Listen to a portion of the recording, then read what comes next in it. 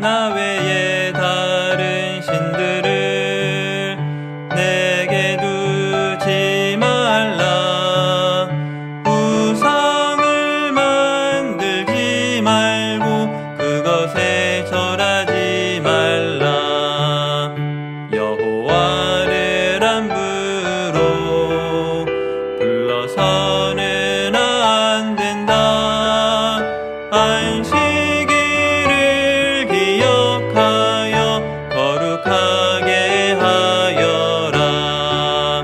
부모를 공경하여라. 땅에서 오래 살리라.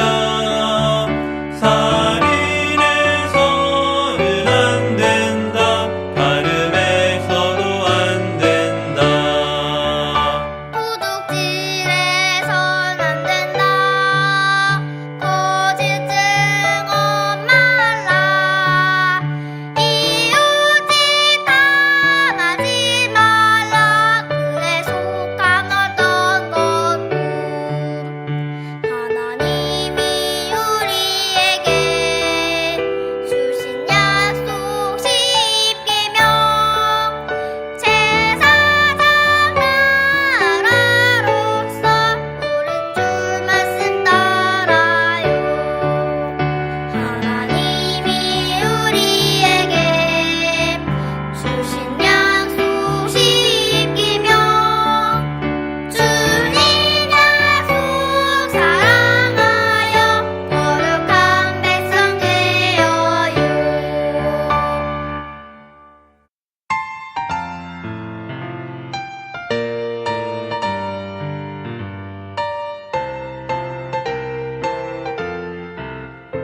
영안에 주님 참 맛보네. 주 먹고 마시며 누릴 때 주의 모든 풍성 나의 실제 안식과 만족 그침없네. 영안에 그 기쁨 증명할 길 없네. 영안에 그 풍성 누리며 살겠네.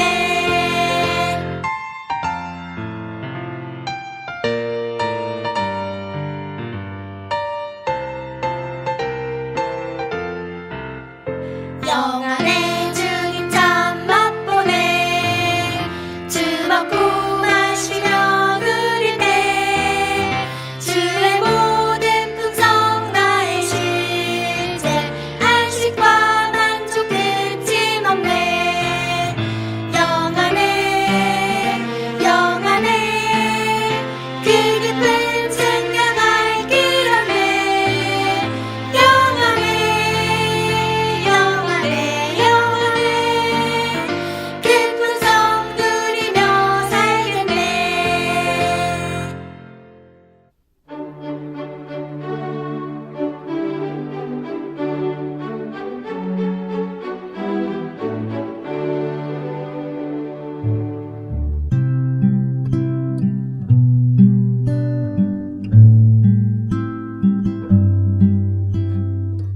다음은 워치만 이영재님의 부모에 관한 메시지 중에 일부입니다. 이 세상에서 주님께 크게 쓰임받은 사람은 모두 위대한 부모에게서 나온다고 말할 수 있다. 디모데이후로 우리는 위대한 부모에게서 하나님께 쓰임받는 사람이 얼마나 많이 나왔는지를 볼 수 있다. 존 웨슬리가 그중 하나이고 존 뉴턴도 그렇다. 우리 찬송가 중에 많은 것들은 뉴턴이 쓴 것이다. 존 패턴도 그중 하나이다.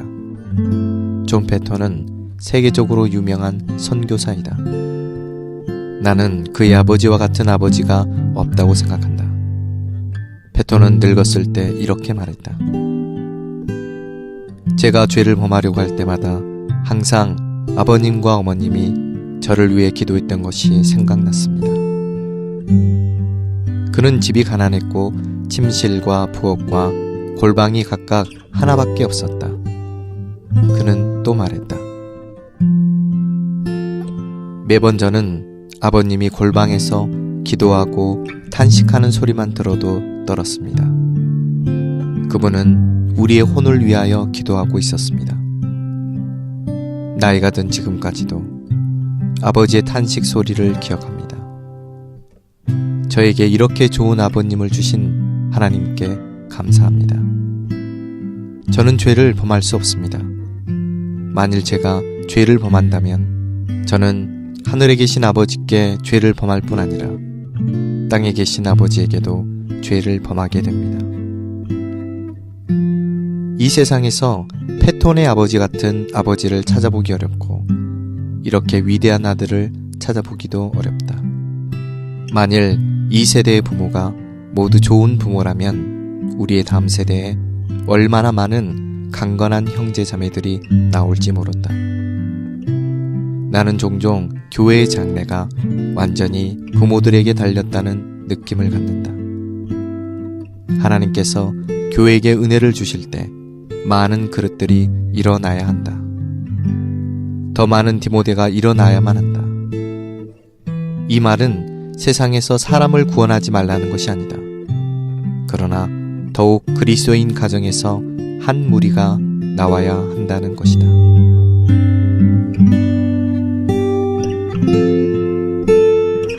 마흔 번째 솟는 셈 시작하겠습니다.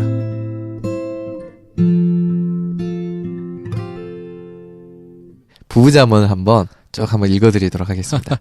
네, 알겠습니다. 한몸된 부부는 그리스도와 교회의 상징이요 범사에 그리스도를 머리 삼음은 부부간의 영광이라. 한 마음으로 기도하며 함께 주의 말씀을 읽음은 매일의 필요이며 아내의 순종과 남편의 사랑은 모든 생활의 원칙이라.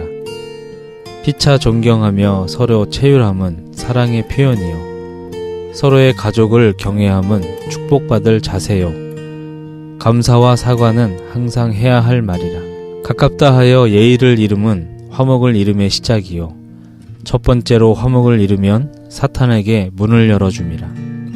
상대의 단점을 남에게 말함은 사탄에게 역사할 기회를 주미요 상대의 단점을 따지며 자신의 장점을 생각함은 사탄의 제의를 받음이라. 자신이 상대의 십자가가 되게 하지 말고 상대가 자신의 십자가임을 알미 승리의 비결이라. 아멘. 야, 진짜 주옥 같은 문장이네요. 네. 다시 들어도. 예, 이 문구는 위트니스리 형제님이 작성하신 문구죠. 네, 그러면은 오늘도 지난주에 저희들이 예고해드렸던 것 같이 네. 노승시 형제님 다시 모셔가지고 네. 오늘은 특별히 자녀들에 대한 인식의 면에 있어서 또 어떻게 아이들과 의사소통을 가질 것인지에 대해서 저희가 좀 더 깊게 교제를 나눠볼 예정에 있습니다. 오늘도 노승시 형님 함께 하셨습니다. 형님 안녕하세요. 아멘. 예, 반갑습니다. 아멘. 한 주 잘 지내셨습니까, 형님? 예, 예. 아멘. 네, 형제님 이어서 그럼 말씀을 부탁드리겠습니다. 아멘. 지난 시간에 이어서 우리가 오늘 자녀에 대해서 계속 좀 어떤 관점, 이해에 대해서 이야기를 나누려고 하는데요. 아멘. 그 유대인들 보면 아브라함으로부터 시작되어 그들이 하나의 성경에 기록된 그런 역사 안에서 그들의 어떤 전통 또는 가정생활, 그들의 하나님으로부터 그들이 선택되었다고 하는 것에 대한 자부심 등등에서 많은 좋은 것들을 소유하고 있죠. 네. 근데 이제 그들이 그 이방 사람들과 다른 어떤 교육관, 다른 가정교육 이런 걸 가지고 있었던 것에 대한 근본적인 그 요인이 그들의 자녀에 대한 이해에서 비롯된 거죠. 네. 자녀가 무엇이냐에 대한 이해가 그들로 하여금 자녀들에 대한 교육의 문제를 세상적인 사람들과는 다른 방식으로 바꾸게 된 것이죠. 그러니까 어떻게 이해하느냐에 따라서 나타나는 그 반응이 달라지는 거죠. 그렇죠. 가장 중요한 건 사람의 어떤 그런 관점이죠. 이해력. 네. 어떤 사물이나 사람에 대한 이해가 어떠냐에 따라서 그 대하는 태도 또 그 대하는 어떤 뭐라고 하나 여러 가지 방식들 이게 다 바꿔지게 되죠. 아멘. 네. 자, 그러면 하나님을 믿는 우리들로서 자녀들에 대해서 어떤 관점을 가져야 할 것이냐. 이 관점이 상당히 중요하죠. 아멘. 첫 번째는 하나님 편에서 우리가 가져야 될 관점이 있습니다. 모든 사람은 다 하나님이 주신 선물이죠. 아멘. 네. 하나님의 창조물이라는 말이죠. 하나님의 창조물. 물론 내가 아이를 낳을 때 하나님과 약간 관련이 있습니다. 출생할 때 부모가 되었기 때문에 거기에 약간 관련된 어떤 방면이 있지만 내가 어떤 사람이든 나의 자녀라 할지라도 그 디자인한 사람 또 우리 자녀를 갖다 창조한 사람은 아니죠. 네. 모든 사람을 창조하신 분은 하나님이시고 모든 아멘. 사람의 생명을 주관하신 분이 하나님이시죠. 네. 사람의 기원은 하나님이라고 말할 수 있죠. 뭐 사람이 약간 연관이 되어 있다 할지라도 근본적인 면에서 사람에 대해서 뭔가를 계획하시고 사람에 대해서 뭔가를 이렇게 구상하시고 사람을 이 땅에 출생하여서 존재하도록 하시는 분은 하나님이시죠. 아멘. 아멘. 근데 그러다 보니까 이제 우리가 어떤 관점을 가져야 하냐면 이 자녀들은 나의 소유가 아니다. 이게 첫 번째 관점을 가져야 합니다. 아멘. 하나님이 그분의 목적을 위해서 우리 부모들에게 잠시 위탁한 거죠. 잠시 이렇게 돌보도록 선물로 주신 겁니다. 아멘. 그러니까 내 소유가 아니란 말이죠. 내 소유물이 아니란 말이죠. 나의 만족과 기쁨을 위한 존재가 아니란 말이죠. 근데 한국은 전통적으로 자녀들에 대해서 부모들이 잘못된 관점을 갖고 있는데 이 자녀가 자신의 소유라고 하는 아주 강한 개념을 가지고 있습니다. 맞죠. 그러다 보니까 자녀들에 대해서 굉장히 주관적인 방식으로 이 관련을 맺게 되죠. 나의 소유물이라고 생각을 하니까. 아멘. 이 관점에서부터 이제 이미 빗나가게 된 거죠. 나의 소유가 아니라고 하는 것, 내 전유물이 아니라고 하는 관점을 가지고 있게 된다면 합당한 방식으로 도울 수 있는 입지를 갖게 됩니다. 자, 그럼 내 소유가 아니면 하나님의 소유다. 그럼 하나님이 나에게 왜 주셨냐? 나로 하여금 이 아이를 온전케 하는 가운데 한 면에서는 배우면서 또 한 면에서는 이 아이를 온전케 해서 하나님께 다시 하나님의 목적을 위해 쓰임받을 수 있는 사람으로 돌려드리는 데 의도가 있는 거죠. 아멘. 아멘. 잘 키워서 하나님께 다시 돌려드려야 한단 말이죠. 다시 말해 하나님이 나에게 맡긴 이 아이를 온전케 해서 하나님께 다시 돌려드려야 한다는 얘기입니다. 아멘. 아멘. 자, 그러면 이게 자녀를 온전케 하는 문제, 하나님이 온전케 할 수 있도록 주신 이 관점을 가지면 이제 자녀들을 대하는 방식이 상당히 많이 달라지게 되죠. 그렇겠네요. 예를 들어서 이제 어떤 일에 있어 아이가 실수를 한단 말이죠. 실수를 하면은 이 아이를 온전케 해서 하나님께 돌려드려야 할 그런 의무가 있는 사람으로서 내가 이 자리에 서 있게 된다면 온전케 해서 이 자녀를 하나님께 다시 돌려드려야 한다는 관점을 갖게 되면은 자녀를 대하는 문제 관점이 방식이 완전히 달라지게 됩니다. 아멘. 아멘. 예를 들어 나의 자녀를 나의 소유물로 여기게 되면 자녀들에 대한 엄청난 기대가 있게 되죠. 그렇죠. 자녀들로부터 많은 요구를 하게 되죠. 네. 근데 하나님이 주신 선물이라고 할 때 하나님이 각 사람에게 인격을 주셨고 은사를 주신단 말이죠. 하나님이 각 사람에게 허락하신 인격과 은사 안에서 이들이 온전케 돼서 하나님께 다시 돌아가서 하나님을 위해 쓰임받을 수 있는 사람으로 온전케 하는 일에 우리가 하나님과 동역을 하는 관점을 가지고 아이를 대한다면 그때는 상당히 바라보는 관점, 대하는 태도가 달라지게 되죠. 아멘. 예를 들어서 유대인들은 아이들이 어떤 실수를 합니다. 어떤 물건을 어디에다가 위험한 곳에 놨어요. 네.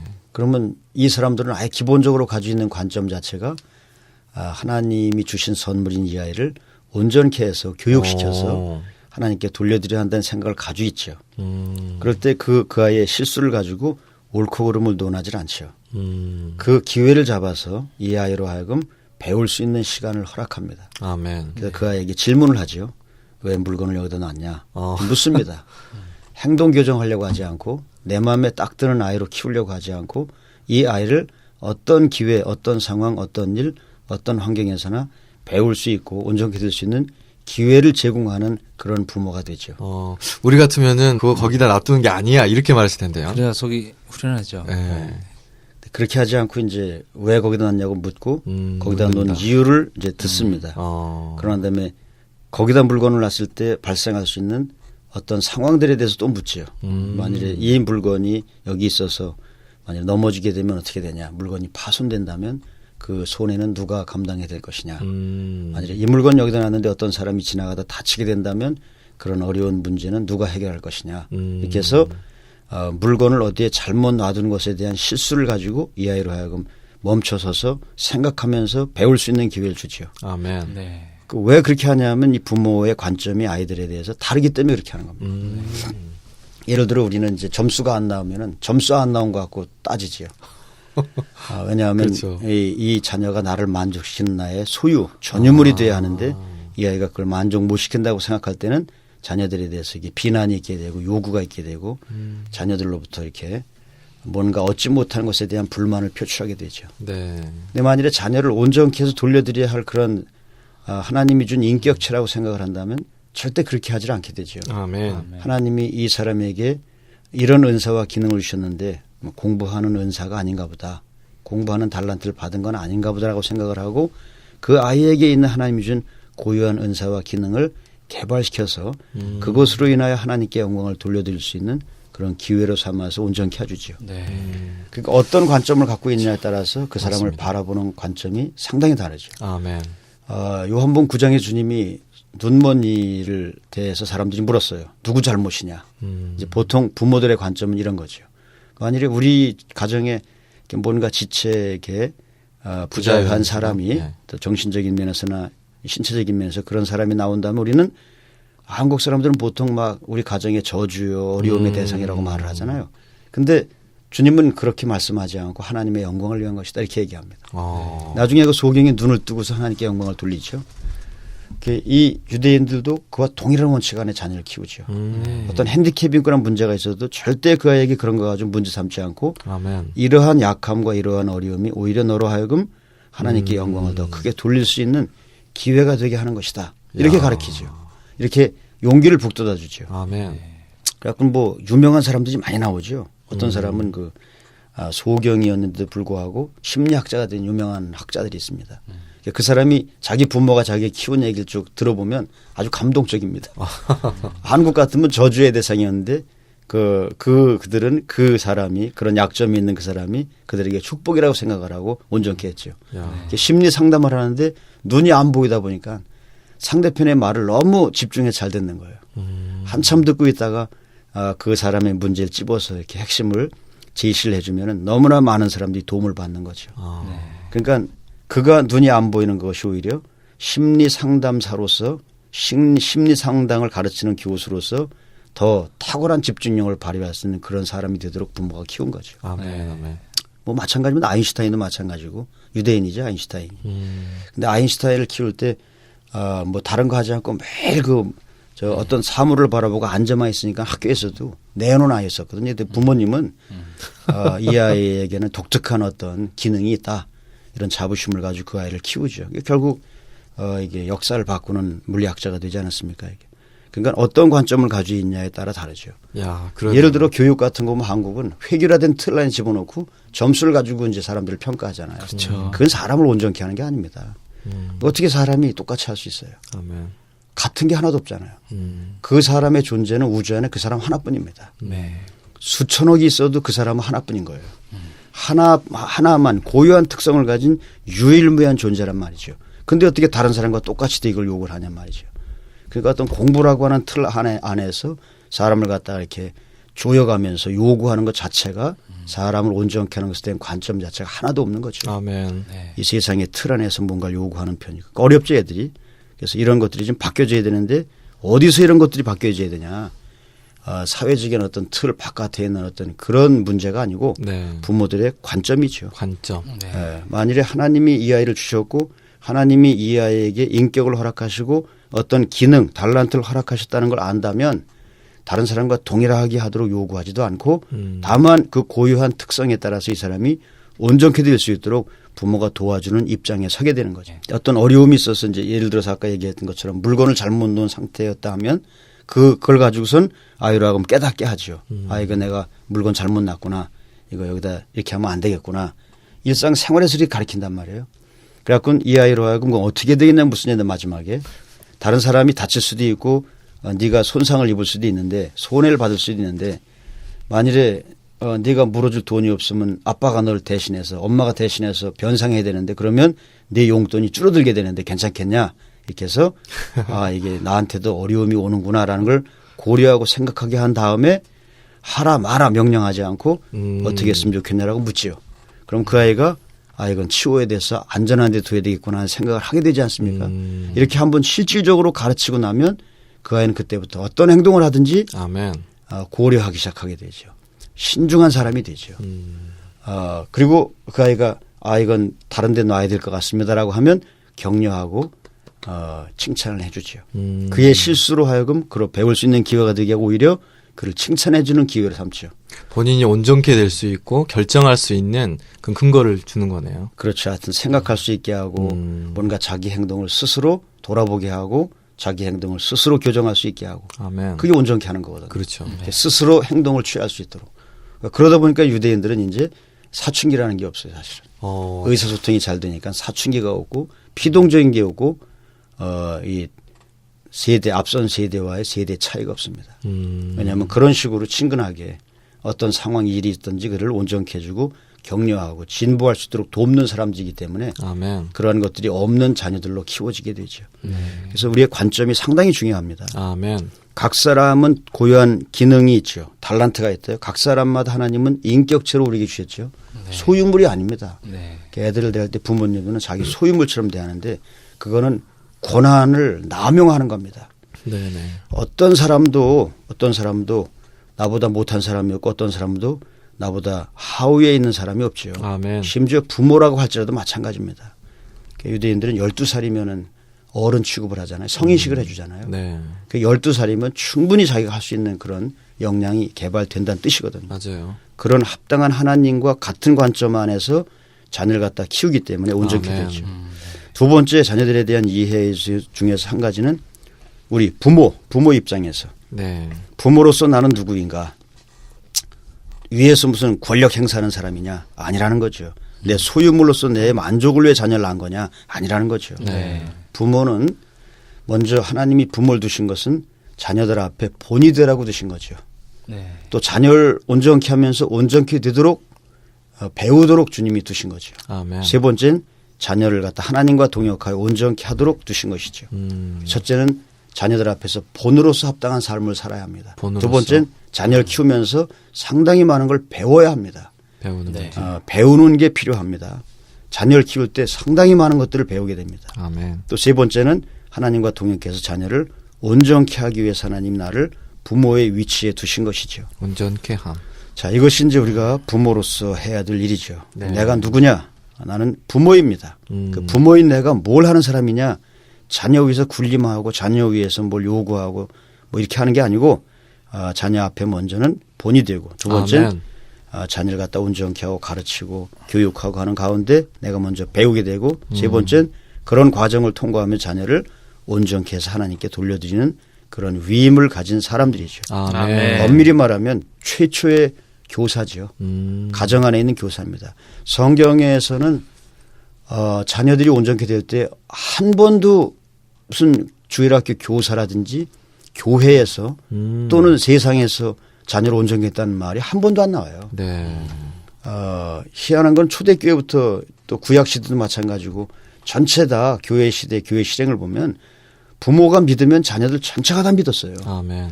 그러니까 지금처럼 강조하는 이유는 이게 가정이 파괴되고 잘못됐다는 뜻입니다. 그러니까 초대교회 당시 구약시대에는 주 예수님. 부모가 뭘 하면 온 가족이 다 하는 거로 아주 그럴려니라고 생각한 거죠. 지금은 이제 이게 가정이 파괴된 상태가 되다 보니까 아주 뭐 신앙의 자유 어쩌고 하면서 이제 이런 문제가 생겼는데 그건 합당한 것이 아닙니다. 아멘. 자, 세 번째 자녀 부모가 어떤 면에서 온전케 돼야 하냐면은 합당한 관점을 가져야 하냐면 자녀 편에 서죠 이제. 자녀 편에 서준다. 자녀 편에 선다는 말보다 자녀가 어떠한가를 이해하는 거죠. 자, 자녀가 누구냐 이걸 알아야 온전케 할 거 아닙니까? 네네. 그 자녀를 갖다가 이해하고 자녀를 갖다 아는 정도만큼 자녀를 온전케 할 수 있습니다. 그 자녀를 온전케 할 때 가정에서는 주로 생활상에서 날마다 실제로 도우면서 온전케 하는 거죠. 그게 가정입니다. 생활 가운데서. 생활 가운데서. 학교와는 다르단 말이죠. 학교에서는 뭔가 선생님이 지식을 전달해 주면 그것은 끝입니다. 네. 근데 가정에서는 지식을 전달해 주는 거로 온전히 안 됩니다. 그러면 가정에서 자녀들을 이해하는 부모로서 자녀들이 뭐가 필요한지를 아는 부모로서 생활상에서 날마다 실제적으로 도움을 주죠. 아멘. 물론 뭐 가르치는 게 있어요. 예를 들어 유대인 같은 경우들 보면 세상적인 지식도 아버지가 밥상에 앉아갖고 밥 먹으면서 대화하고 가르치죠. 함께 대화합니다. 토론하고. 영적인 지식에 대해서도 아침 저녁 날마다 가르치죠. 네네. 뿐만 아니라 가정 생활 안에서 실질적으로 크고 작은 일들을 통해서 자녀를 가르치는 걸 보게 됩니다. 자, 그래서 자녀를 가르치려면 자녀를 합당하게 이해해야 한단 말이죠. 이해해야 한다. 예, 자녀가 어떤 상태에 있는지 이해해야 한단 말이죠. 아멘. 태어나서 이 아이가 성인이 돼가지고 하나님을 섬기는 사람이 될 때까지 심지어는 일생 끝나는 날까지 어떤 일련의 과정을 통과해 성장하는지 그런 성장 과정에서 뭐가 필요한지 이런 것들을 알아야 될 거 아닙니까? 네네. 근데 이런 것에 대해서 우리가 너무 무지하기 때문에 그렇다고 뭐 모든 사람이 다 유아 교육을 전공하고 뭐 교육학 전공하라는 얘기는 아닙니다. 네. 뭐 교육학 전공한 사람도 잘 못하더라고요. 그런 문제가 아니고 네. 이제 우리가 주님 앞에서 또는 인간 생활을 살면서 배움받은 것이 있지 않습니까? 네. 그런 것들을 자녀들에게 전수해 주는 거죠. 아멘. 자, 그럴 때 이제 자녀들이 온전케 됩니다. 아멘. 이 부분의 말씀을 들을 때 사람이 어떤 사물에 대해서 어떻게 인식하느냐에 따라서 그것을 사용하는 방법이 완전히 달라지잖아요. 네. 그러니까 이 핸드폰을 봐도 핸드폰을 이해하는 정도에 따라서 얼마나 사용할 수 있고 어떤 사람은 전화만 하는 거고 어떤 사람은 여기서 아주 뭐 이 업무까지 볼 수 있는 정도 하는 것처럼 이렇게 아이들을 대할 때는 우리가 어떤 인식을 갖고 있느냐는 너무너무 중요한 것 같아요. 형님 말씀하신 것처럼 보통은 한국 사람은 특별히 한국 사람은 그거는 일종의 사랑에서 나온 것이겠지만 소유의 개념이 상당히 강하기 때문에 이렇게 하기를 바라는 거죠. 이렇게 해야지 너가 잘 된다라고 하는 것이 그렇죠. 강한 것이죠. 그래서 저 같은 경우도 엊그제도 제가 어떤 일이 있었냐면 식사를 딱 하잖아요. 그러면은 자기 밥그릇이나 수저나 이렇게 젓가락은 네. 너 먹었으면은 그거 딱 들고 이렇게 싱크대에다 갖다 놔라 이렇게 이야기를 해줘요. 갖다 놓거든요. 네. 그걸 끝이에요. 저는 형님 말씀도 어떻게 되냐면 내가 그걸 설명을 해줄 걸 왜 갖다 놔야 되는지. 최소한 네가 먹었으니까 너희가 하는 것은 너가 치워야 하고 치우게 되면 어머니를 네가 돕는 것이고 또 치우면서 너에게 좋은 습관이 들어지지 않겠느냐. 이렇게 한마디라도 해줬으면 좋았을 텐데 너 그냥 저도 어렸을 때 그냥 그렇게 배웠으니까 너 그냥 갖다 놔. 이렇게만 하고 그냥 끝나버려. 좋은 거라고 생각을 해서. 근데 이제 그렇게 인식이 그렇게 되니까요. 그래서 아이들에 대해서 정말 하나님이 주신 선물이구나. 네. 하나님이 나에게 맡겨주신 거구나. 그래서 내가 이 아이를 정말 하나님과 잘 동역해서 이해하고 동역하고 번이 되어서 이 아이를 온전케 해서 내가 하나님께 다시 드려야 되겠다. 이런 그 인식과 관점이 굉장히 분명해야 되겠다. 네. 라는 생각이 드네요. 네. 아멘. 네, 모든 방송을 들으시는 분들 중에 많은 분들이 부모님의 위치에 서 계실 텐데, 네. 그 형제님이 금방 말씀하신 대로 이런 자녀에 대한 이해의 폭이 네. 우리가 좀 달라져야 되지 않을까. 아멘. 아멘. 자녀에게 문제가 있는 것보단 거기에 그림을 그리는 부모들의 어떤 그런 모습이 네네. 자녀들로 하여금 주님께 가지 못하는 방해 요소가 많지 않은가 생각이 아멘. 들었어요. 아멘. 우리 소유가 아니라는 개념부터 출발해야 했다는 느낌이 있었습니다. 네네. 그래서 형님이 네. 교통하실 때 성경에서 자녀를 온전케 하는 것은 다른 어떤 주일학교 교사나 그렇죠. 어떤 다른 사람에서 온전케 되는 것이 아니라 부모에 의해서 온전케 되는 사례가 많다는 거죠. 네. 그래서 성경에도 보면은 워치만 형님이 부모에 관련된 메시지 보면은 자녀에 대해서 말하는 것보다 부모에 대해서 말하는 성경 구절이 훨씬 더 많다는 거예요. 네. 주 예수님, 아멘. 그래서 정말 저희들의 인식이 정말 참 바뀌어야 되겠다는 생각이 듭니다. 네. 이게 어떤 일에 대한 이해가 상당히 이제 중요한데 네. 그 자녀를 갖다 온전케 하려고 한다면 먼저 사실은 이제 자녀를 온전케 하고자 하는 부모가 온전케 되어야 되거든요. 네. 그렇죠. 네, 부모가 온전케 되는 게 중요한데 아멘. 자녀에 대한 합당한 이해 이건 역시 온전케 될 한 부분이지요. 네. 상당히 많은 부분 이런 온전케 함이 필요하죠. 네. 아멘. 예를 들어 한국 사람은 결혼을 하잖아요. 네. 결혼을 하면 그냥 결혼합니다.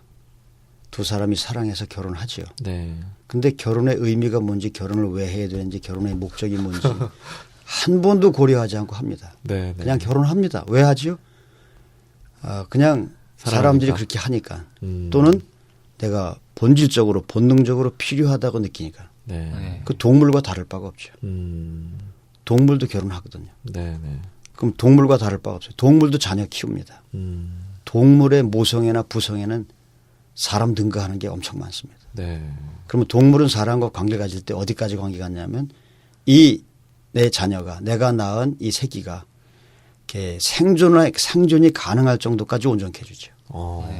예를 들어서 애미가 사냥을 해서 새끼를 온전케 할 때 사냥을 해서 먹고 살 정도가 될 때까지 온전케 해줍니다. 그게 동물 세계에서 하는 일이죠. 네. 그 만일에 우리가 애들 공부시켜갖고 이 세상에 잘 먹고 잘 사는 것으로만 온전케 되는 것을 만족하게 여긴다면 그건 동물이나 마찬가지죠. 그렇죠. 부족하죠. 동물도 그렇게 하는데 동물도 자기 새끼 나가고서는 그 새끼가 먹고 살 수 있도록 온전케 해주는 그런 일 충분히 하는데 그 동물과 사람이 다를 바가 뭐가 있습니까? 동물과 사람이 다른 건 사람에겐 인격이 있고 아멘. 동물에겐 인격이 없다는 거죠. 네. 뭐 전혀 없는 건 아니지만 사람의 인격에 비하면 훨씬 낮은 거죠. 네. 자, 그럼 우리는 한 세 사람을 얘기할 때 그 뭘 얘기하나? 인격을 얘기하는 사람 됨됨이를 얘기하는 거잖아요. 아멘. 네. 지식만 전달받아 먹고 사는 문제 해결하는 사람을 온전히 만드는 게 아니고 하나님이 쓰기에 합당한 세 사람의 구성 요소가 되는 인격을 가진 사람을 만드는 거잖아요. 아멘. 이걸 가정에서 해야 된단 말이죠. 그러니까 지식을 소유해서 지금 우리가 실수하는 게 뭐냐면 자녀를 온전케 한다고 하면 학원 학교 보내가지고 네. 지식을 얻어가지고 잘 먹고 잘 사는 사람 만드는 건데 그것만으로다가 사람을 온전케 하는 줄 생각한다면 큰일이죠. 네. 그게 지금 한국에 길이 없는 이유가 거기 있는 겁니다. 중요한 건 지식을 습득해서 먹고 사는 문제를 해결한 사람으로 온전케 하는 게 아니라 아멘. 합당한 사람이 돼야 합니다. 아멘. 합당한 사람이 되면 이 합당한 사람이 될 때 나머지는 자연히 해결이 되지요. 합당한 사람으로 만드는 이 온전케 함, 교육, 이 부분은 자녀 교육은 가정에서 해야 되는 일입니다. 네. 학교에서 학원에서 할 수 있는 일이 아닙니다. 네. 근데 이게 결여된 채 밖에 나가서 다른 부분에 있어서만 온전케 함 받다 보니까 지금 하극상이 일어나고 있죠. 아멘. 심각한 문제가 발생합니다. 네. 자, 이런 면에서 본다면 이제 사실은 학부모, 현지의 부모들도 하나의 희생 제물이죠. 네. 우리가 앞선 선진들로부터, 앞선 부모님들로부터 이렇게 받아본 적이 없어요. 네. 네. 이런 교육을 받아본 적이 없어요. 맞아요. 그냥 세상적인 방식으로 받았죠. 유교적인 관점에 따라서 우리가 교육받고 자라다가 그 전통이 무너지고 나서는 지금은 이도저도 아니에요. 서양의 문물이 들어왔잖아요. 근데 서양 정신은 서양에서 우리에게 전해주는 정신은 하나도 없어요. 그 내용은 하나도 없고 껍데기 지식만 갖고 왔죠. 이게 이제 문제가 된 거죠. 네. 자, 그래서 이게 학부모들이 자녀들에 대한 이해에 있어서 온전할 뿐 아니라 두 번째는 또 다른 면이 있다면 학부모 자체가 온전케 돼야 됩니다. 맞습니다. 네, 학부모 자체가. 이 학부모 이게 성인이라고 해서 온전하냐면 안 그렇거든요. 왜냐하면 하나님이 사람을 창조했잖아요. 아담을 창조했을 때 죄가 없는 상태죠.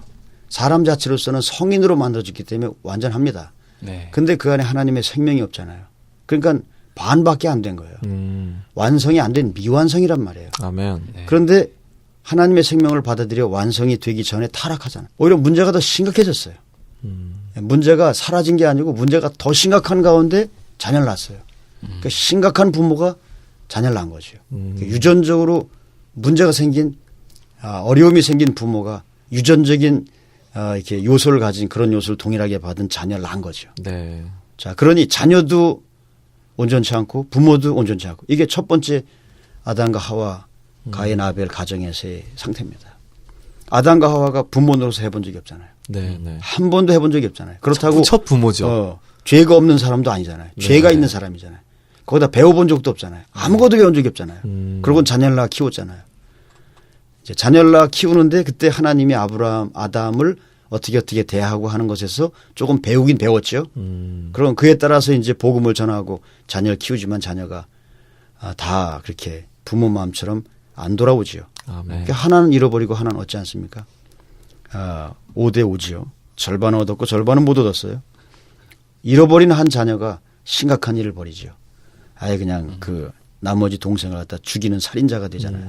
네, 네. 그 죽음에 대한 선고는 아담이 제일 먼저 받았는데 네. 실제로 죽은 건 아들입니다.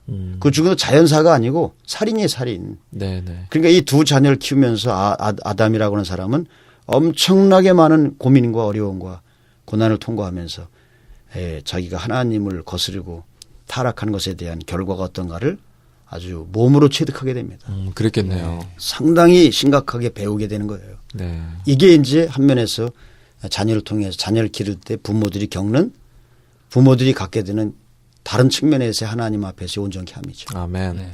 아마 그 과정을 거치면서 아담이 엄청 기도했을 겁니다. 엎어져 가지고 아마 상당히 기도했을 거예요. 그래서 아멘. 가인과 아벨의 이 사건에 의해서 아담이 상당히 많이 온전케 되고 네. 주님께 나가게 되고 주님께 엎드리게 되고 배우는 기회가 되죠. 아멘. 부모들은 이제 자녀를 통해서 이렇게 배웁니다. 그런데 계속 자녀가 이렇게 부정적인 측면에서만 사용돼 가지고 부모를 변화시킨 일에만 쓰임 받는다면 이건 손실이잖아요. 그렇죠. 근데 후에 이제 아담이 온전케 되고 나서는 자녀를 낳습니다. 네. 근데 그 자녀가 상당히 좋은 자녀가 나오죠. 그렇죠. 그래서 이제 하나님을 잘 섬기는 그런 자녀가 나오는 걸 보게 되고 아멘. 마지막에는 이제 노아라고 하는 가정을 얻게 되잖아요. 그 노아가 온전케 된 것이 아담의 교육과도 다 연관이 있습니다. 노아가 세상을 떠나기 전에 아담과도 다 알았었어요. 네네. 아담이 아직 그때까지 노아가 있을 때 안 죽었습니다. 네. 이게 이제 다 그 선조의 가르침을 계속 대를 물려서 이어받게 된 거죠. 아멘. 그러다 보니까 몇 세대 흐른 다음에 노아라고 하는 탁월한 가정이 나오게 됩니다.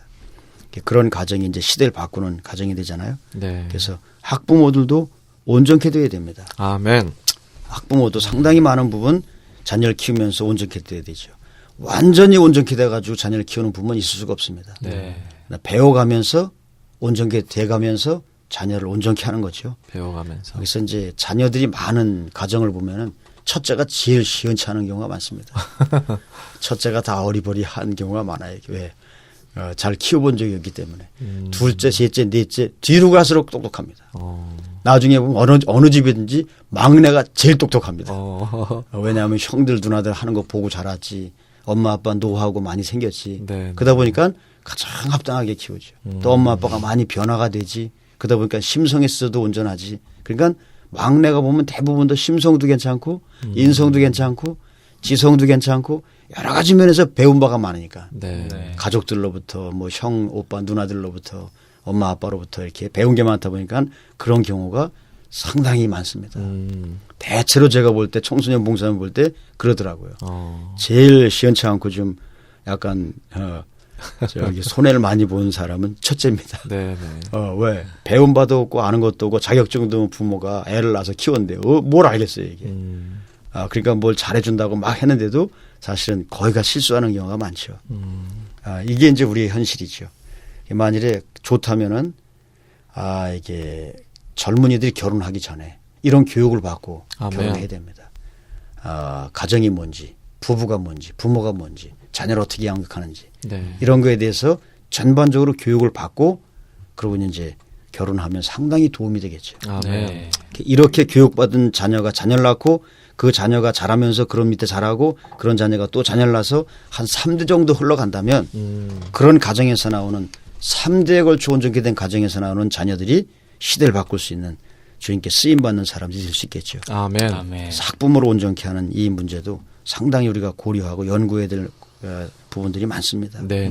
그 지난번에 저희들이 형제모 교통할 때 그 유태인들 같은 경우는 결혼하고 나서 한 1년 정도는 그렇게 그런 시간들을 좀 보낸다고 그때 교통을 해주셨던 것 같아요. 네. 맞죠, 형님? 맞아요. 예. 네. 그래서 그런 부모가 되는 네. 것에 대한 첫 번째로 그런 인식을 가지고 나는 부모이기 때문에 또 부부이기 때문에 가져야 될 그런 인식을 갖는 게 되게 중요한 것 같아요. 네. 그러면서 저는 그 50필수 과정에 보면 부부, 부모 이런 그 두 저희 아주 좋은 메시지가 있습니다. 네. 그런 메시지 읽어보면 굉장히 도움이 많이 되거든요.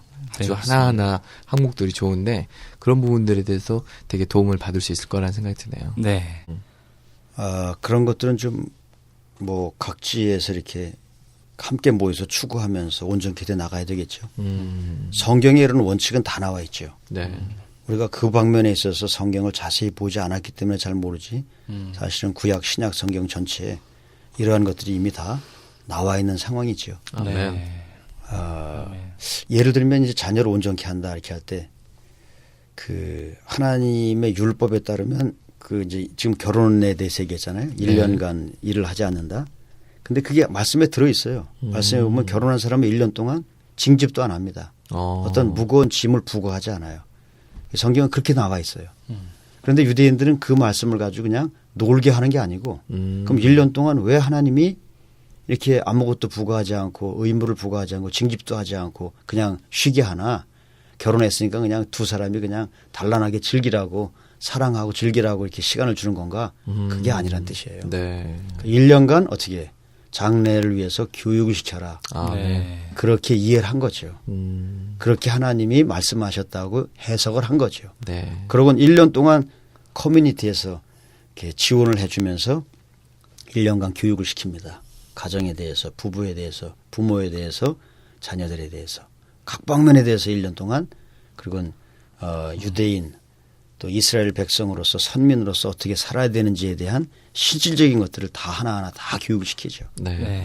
그 교육이 이스라엘 후대 태어나는 자녀들에게 미치는 영향은 대단한 거죠. 이게. 아멘. 그렇게 해서 이제 온전케 합니다. 네. 자, 그리고 또 율법에 보면 그런 게 있어요. 이제 유대인들은 그 이스라엘은 안식일을 지킵니다. 네. 안식일을 지키는데 안식일 금요일부터 토요일까지 24시간 아무것도 못 해요. 근데 안식일을 엄청 목숨을 걸고 지켜요. 왜? 엄중하니까. 안식일을 안 지키면 돌에 맞아 죽었으니까. 그러니까 안식일 하루를 목숨을 걸고 지키는 거죠. 네. 근데 움직이질 못하다 보니까 일을 못하다 보니까 금요일부터 토요일까지 집에 가만히 앉아 있어야 돼. 그럼 24시간 앉아 있는데 그 앉아서 그냥 노는 거냐? 아니에요, 이게. 앉아 있을 때 교육을 시키는 거예요. 네. 앉아 있을 때 신명기 6장에 나오잖아요, 이게. 앉아 있을 때나 길을 행할 때나 누울 때나 일어날 때나 하나님 말씀을 강론해라. 그 부모들이 하나님 말씀 먼저 마음에 새겼죠. 아멘. 그런 다음에 앉아 있을 때 언제? 안식일은 계속 앉아 있으니까 24시간 하나님 말씀 갖고 강론하는 거죠. 네. 그런 장으로 삼는 거예요. 안식일이 되면 온 가족이 모이죠. 이스라엘은 전체 거의 3대가 함께 모입니다. 일주일에 한 번씩은 가정집회를 했네요. 일주일에 한 번 원하지 않아도 가정집회를 해야 돼요. 그래서 일주일 동안 일주일에 한 번은 금요일부터 토요일까지 온 식구가 모여서 뭐 하는 거냐. 밥 먹으면서 교통하고 밥 먹고 나서 교통하고 우리로 말하면 교통이죠. 아, 그럼 뭐 사춘기건 뭐 마음이 싫건 좋건 무조건 모여서 그건 안 모이면 맞아 죽으니까 돌에 맞아 죽으니까 의무적으로라도. 화목하게 되겠네. 근데 많은 경우 우리는 유기적 이거 잘못 사용을 해서 그냥 멋대로 하는 게 영적이고 생명에 속한 건 줄 알잖아요. 그게 잘못된 겁니다. 사실. 네네. 생명에 속한 것일수록 정확해야 됩니다. 유리 있는 거죠. 하나님은 시간을 중시합니다. 아멘. 하나님은 공간보다 시간을 더 중시하거든요.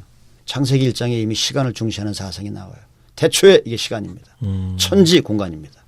그런 다음에 일주일간 벌어지는 일은 공간의 영역 안에서 뭔가 벌어지지만 그 중점은 공간보다 어디에 있어요? 시간. 저녁이 되고 아침이 되고 저녁이 되고 아침이 되고 한 날, 두 날. 한 날 그다음에 세컨데이, 둘째 날, 셋째 날. 동일한 하나가 발전돼 나가는 시간의 개념을 중시하죠. 네네. 네. 또 유대인들은 절기가 있잖아요. 성경에 7절기. 네. 세상에서는 24절기가 있죠. 절기가 시간의 문제입니다. 시간을 어떻게 쓸 것이냐 이거죠. 네. 상당히 중요한 겁니다. 사람을 온전케 할 때 시간의 문제는 굉장히 중요하죠. 그 중에 한 가지가 안식일입니다. 안식일. 안식일이 그들에겐 굉장히 중요한 점. 이 안식일이 그들의 정체성을 유지하는 가정교육의 장이 됐죠. 아멘. 안식일날 3대가 함께 모여서 함께 말씀을 추구하고 나누게 되죠. 또 한 가지는 날마다 부모가 가정의 자녀를 교육하고 날마다. 신명기 6장에 들어있는 내용이죠. 날마다 아침 저녁. 신명기 6장에 보면은 아주 부모가 먼저 하나님 말씀을 마음에 새긴 다음에 잠자리에 누울 때든지 아니면 아침에 일어날 때든지 이런 얘기를 해요. 그러면 누울 때 일어날 때 이건 집에서 이제 보통 벌어지는 얘기죠. 집에 그렇죠. 앉아 있을 때 행할 때 어디에서나 언제나 말씀을 가르쳤던 뜻이거든요. 그러니까 유대인들은 이런 말씀에 근거해 가지고 그들의 전통적인 가정교육의 실태를 보게 되면은 아주 신실하게 이걸 실행을 하죠. 아멘. 거기다가 이 부모님 말씀을 율법에 그랬잖아요. 부모님 말씀 안 들으면 그 자녀는 성문 앞으로 끌고 가서 많은 사람이 보는 가운데 어떻게 해? 돌로 쳐 죽이라 그랬어요. 그거 아주 굉장히 엄격한 거라고. 그거 왜 이렇게 하나님이 이 문제를 엄격하게 했냐? 이것 때문에 그런 거예요. 이렇게 하지 않으면 안 되니까. 이게 하나님의 하나의 지혜지요. 그래서 굉장히 엄하게 안식일을 지키고 그다음에 부모님께 순종하라고 하는 것 같은 그 율법적인 그것이 사실은 이 자녀들 갖다 온전케 하는 하나의 지혜의 밑바탕 뿌리가 된 거죠. 네. 이게 이제 우리가 자녀를 온전케 하게 한다면 좋다면 우리도 음. 일주일에 한 번은 온 가족이 모여서 아멘. 24시간은 아니어도 그렇죠. 온 가족이 모여서 몇 시간은 함께 나누는 이야기들. 그렇죠. 나누죠. 유대인들 보면 이제 나눌 때 그냥 영적인 것만 갖고 나누질 않아요. 아이들이 일주일 동안 살았던 생활에 대한 걸 다 듣기도 하고 네. 거기서 어떻게 살아야 할 것이냐 인생의 지혜도 전달을 해주고 아이들이 당면한 여러 가지 많은 문제를 실질적으로 이해하도록 지식도 전달을 해주고 영적인 지식도 알려주고 모든 걸 다 포함한 교육을 시키는 거예요. 가정에서 같이 음식을 먹으면서 집에 앉아 있으면서 그래서 이제 이렇게 나눌 때 3대가 함께 하잖아요. 할아버지, 아버지, 그다음에 나가 있잖아요. 그 할아버지부터 해가지고 3대에 걸쳐서 함께 앉아갖고 얘기를 하다 보니까 인생의 경험이나 이런 걸 많이 듣게 되잖아요. 역사 교육을 많이 듣게 되잖아요. 네. 성경에 그런 말씀이 있습니다. 너희 자녀들이 묻거든 이게 뭐 하는 거냐고 묻거든 가르쳐라. 근데 현재 우리의 교회 생활은 자녀들이 물을 만한 게 하나도 없어요. 왜 뭐 전통이 있어야지. 뭐 강력한 인상을 주는 게 있어야 되지. 부모님들 가만히 보니까 뭐 별거 아니야. 왜 저렇게 하지? 세상 사람이랑 뭐라 다를 게 없어. 한 가지 다른 게 있다면 집회 열심히 나가는 것밖에 없어. 그럼 자녀들이 묻겠어요? 안 묻지. 네. 근데 유대인들은 한 가지 한 가지 하는 걸 굉장히 진지하게 하거든. 아멘. 6월절부터 해가지고 7절기 안식일 지키고 하는 걸 굉장히 진지하게 하거든요. 그 애들이 묻는 거야. 왜 이걸 일주일마다 계속하냐. 1년 내내 이걸 반복하냐. 이게 뭐냐 도대체. 묻지요. 자, 그럼 우리는 많은 경우 우리에게 있는 인간적인 시간의 흐름 안에서 있는 전통 안에서 있는 어떤 그런 절기도 제대로 활용을 못하고 있어요. 생일잔치 한다. 그럼 왜 생일잔치 친구만 하게 내버려 두냐 이거지. 온 가족이 모여갖고는 생일의 의미를 되새게 되지 않아요? 아멘. 생일이 뭔지에 대해서 되새기면서 출생이 뭔지에 대해서 되새기면서 왜 두 번째 출생 거듭남에 대해 자녀들에게 안 가르칩니까? 가르쳐야 되지. 아멘. 자, 명절 돼서 모이면 명절이 뭔지를 알려야 될 거 아니에요? 온 가족이 모여갖고 명절날 뭐 합니까? 찬송을 부르고 하나님을 섬기고 말씀을 추구해야 될 거 아니에요? 네네. 추석이라는 걸 그렇게 이용하면 되지 않습니까?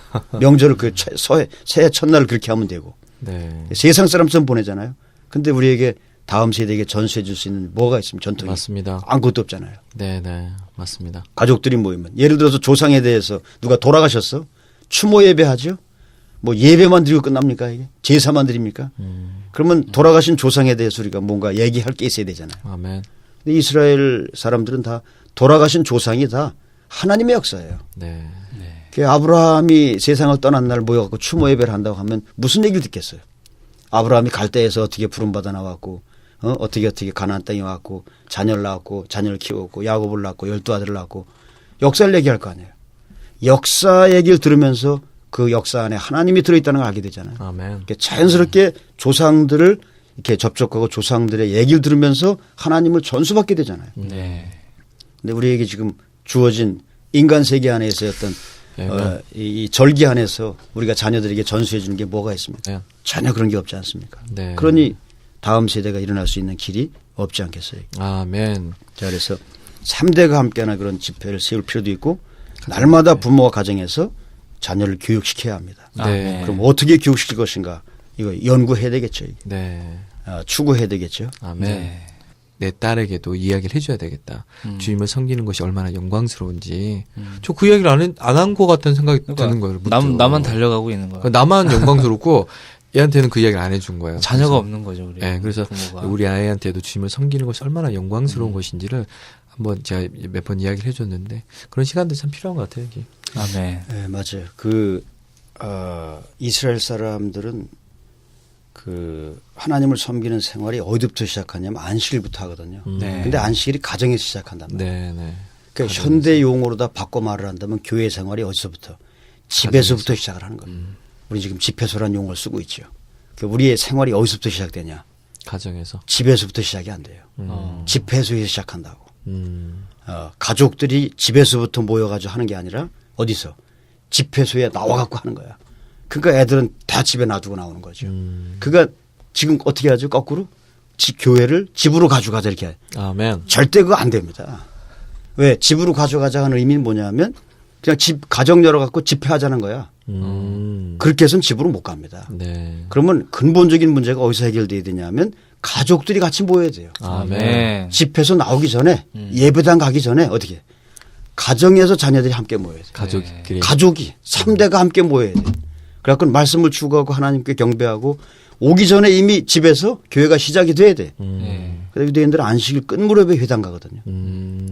회당 가서 이제 마무리 짓는단 말이에요. 아, 끝무렵에. 그러니까 교회는 가정에서 한 모든 것을 마무리 짓는 곳이지 가정이 하지 않는 걸 거꾸로 하는 데가 아니란 말이에요. 아멘. 제대로 되려면 어떻게 해?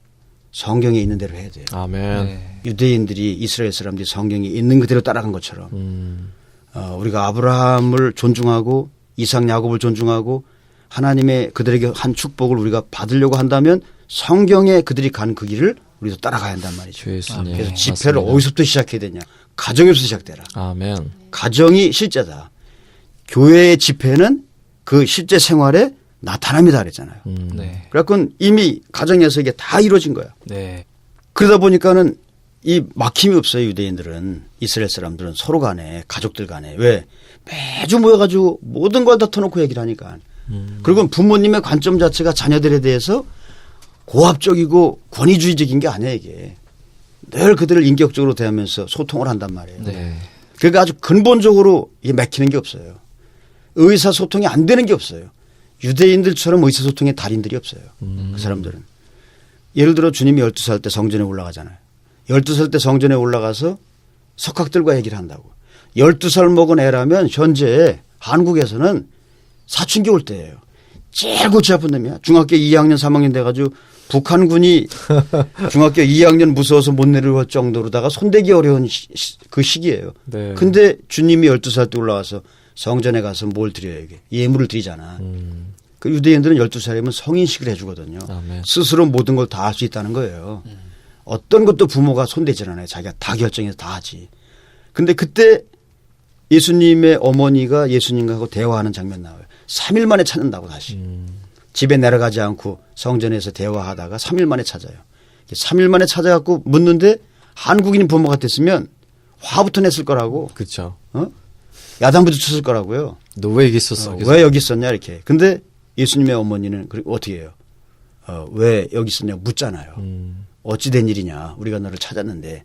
근데 그때 주님이 굉장히 불손한 방식으로 당돌한 방식으로 다시 질문을 해요. 내가 아버지 집에 있어야 하는 걸 모르셨습니까? 이렇게. 아멘. 한국 아이들이 그렇게 대답했으면 아마 몇 대 얻어맞았을 거라고. 이게 무슨 얘기예요? 유대인 부모들은요. 자녀를 대할 때 그 인격적인 관계를 갖는다는 뜻이에요. 아멘. 소통이 이미 되는 거예요. 네. 만일에 뭐 이렇게 3대가 또 함께 해라. 부모 가정에 자녀를 교육해라. 이렇게 하면 또 애들 잡아다가 또 잡들이할까 봐 저는 겁이 나요. 이게. 왜? 기본적인 게 되지 않은 상태에서 방법만 취해가지고 가서 앉아 해. 막.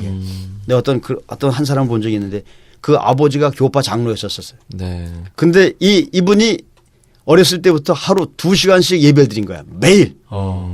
성경책 펴놓고. 어려서부터 실제도 없는 가운데 성경을 펴놓고 매일 그거 하다 보니까 얘가 무슨 생각을 했냐면 이분이 언제 내가 커가지고 집을 나가냐. 이 날만 기다린 거야. 아버지 있는 집을 떠나는 날만 기다린 거예요. 그러다가 드디어 대학생이 돼가지고 아버지가 있는 집을 떠나는 그날 영원히 이분은 예수님으로부터 자유를 얻었어요. 2시간짜리 예배로부터 자유를 얻은 거예요.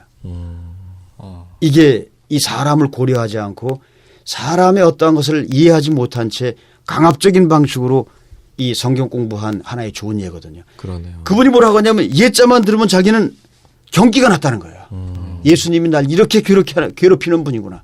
누가 그렇게 만들었어요? 아버지가. 그렇게 만든 거예요. 그래서 우리가 이런 실행들을 하지만 맞습니다. 이런 실행들이 사람을 온전케 하는 거기 때문에 아멘. 네. 이건 기본적인 바탕이 된 후에 이런 실행들을 가져갈 필요가 있습니다.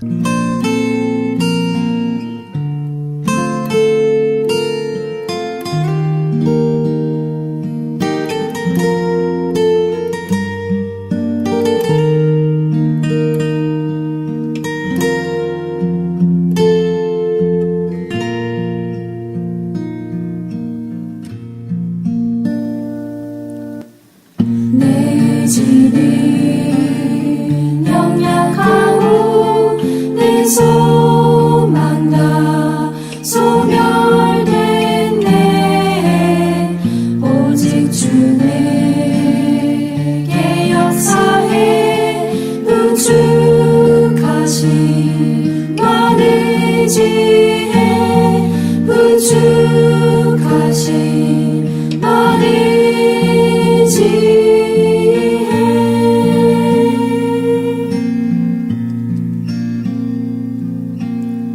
나의 힘 다 쏟아서도 그 결과시 배분이 주의 힘이 늘 걸었네 주 널 지키만 믿겠네 주 널 지키만 믿겠네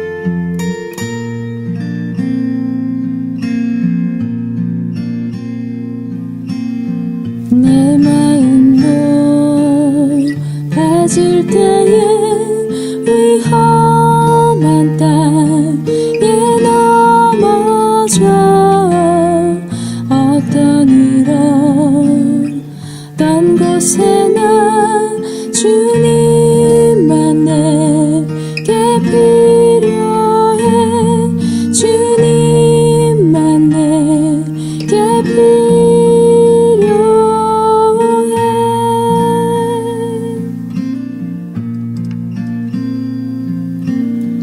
강한 주나 제유라니 주 얼굴만을 구원해 많은 악한 고약해도 주 은혜는 능력일세 주 은혜는 능력일세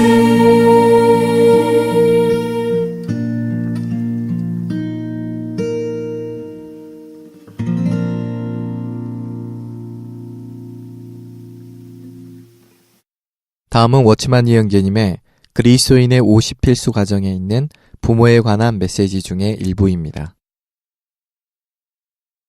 부모는 자녀로 인하여 자신을 거룩하게 분별해야 할 책임을 보아야 할 뿐 아니라 또한 하나님과 동행해야 한다. 거룩하게 한다는 것은 자녀들을 고려한다는 뜻을 내포한다. 그러나 이것은 혼자 있을 때 제멋대로 함부로 행하다가 자녀가 있을 때 규칙을 지키라는 말이 아니다. 여러분의 열심이 진정한 것이 아니라면 자녀 앞에서 아무리 열심을 나타낸다 해도 그들은 아주 쉽게 여러분을 꿰뚫어 볼 것이다. 그들은 분명하게 보는데도 여러분은 분명하게 보지 못한다. 만일 여러분이 그들 앞에서만 조심스럽게 행하고 혼자 있을 때에는 제멋대로 행한다면 그들은 쉽게 알아차린다. 만일 여러분이 자녀 앞에서는 근신하는 채 하고 실제로는 근신하는 사람이 아니라면 자녀는 쉽게 여러분이 근신하지 않는 사람인 것을 깨닫고 여러분의 위선을 꿰뚫어 보게 된다. 그러므로 여러분은 그들 앞에서만 자신을 거룩하게 할 것이 아니라 여러분 자신이 실제로 거룩하고 에녹처럼 하나님과 동행하는 사람이어야 한다. 나는 특별히 에녹의 사례를 언급하고자 한다. 창세기 5장 21절과 22절은 에녹이 65세에 무드셀라를 낳은 후에 300년을 하나님과 동행하며 자녀를 낳았다고 말한다. 에녹이 자녀를 낳기 전 그의 상태가 어떠했는지를 우리는 알 수 없다. 그러나 성경은 에녹이 무드셀라를 낳은 후에 하나님과 동행했다고 말한다. 그는 가정의 무거운 짐이 자신에게 지워진 것을 보고 비로소 자기가 할 수 없다는 것을 깨달았으며 자기의 책임이 막중하여 감당할 수 없음을 느꼈기 때문에 하나님과 동행하기 시작했던 것이다. 그는 아들 앞에서만 하나님과 동행한 것이 아니라 참으로 하나님과 동행하였다. 그는 자기가 하나님과 동행하지 않으면 아들을 인도할 수 없다고 느꼈다. 에녹은 무드셀라를 낳았을 뿐 아니라 300년 동안 많은 자녀를 낳았다. 그럴지라도 그는 300년간 하나님과 동행했다. 부모로서의 책임은 그가 하나님과 동행하는 것을 막은 것이 아니라 오히려 하나님과 동행하여 들림받게 했다. 첫 번째로 들림받은 사람은 아버지 된 사람이었음을 기억하라. 첫 번째로 들림받은 사람은 많은 자녀를 가지고서 하나님과 동행하였던 사람이다. 오늘도 노승희 형님 함께 하셨습니다. 형님 안녕하세요. 아멘. 예, 반갑습니다. 아멘. 한 주 잘 지내셨습니까, 형님? 예, 예. 아멘. 그 이제 유대인들 보면은 그 매일 저녁에 잠자에 신명기 6장에 따라서 이스라엘 사람들의 생활은 저녁이면 말씀을 강론하고 이제 글을 못 읽는 애에게는 들려주고 네. 글을 읽으면 글을 읽고 나서 서로 교통하고 그 아침에 일어나서 또 기도하고 같이 그러니까 말씀에 있는 그대로 실행을 하는 거예요 집에서. 그러다 안식일이면 뭐 가족이 다 모여갖고 심지어 3대가 다 모여갖고 앉아갖고서는 막 3시간 4시간씩 음식을 먹으면서 서로 얘기를 나누고 일주일 동안 있었던 모든 얘기를 갖다 서로 통하면서 도움받고 공급받고 이렇게.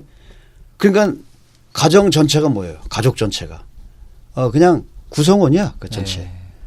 유대인의 구성원 그 삶을 사는 거야. 어디서? 집에서. 그들의 유대인의 정체성은 회당서 얻은 게 아니고 집에서 그냥 살아내는 거예요. 아멘. 네. 그러면 우리의 교회가 제대로 되려면 어떻게 해야 돼요? 이런 교회 생활이 어디서?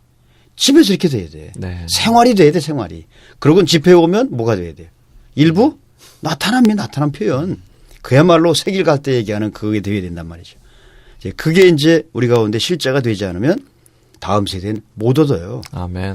활동해 갖고 다음 세대 얻는 게 아니거든. 네.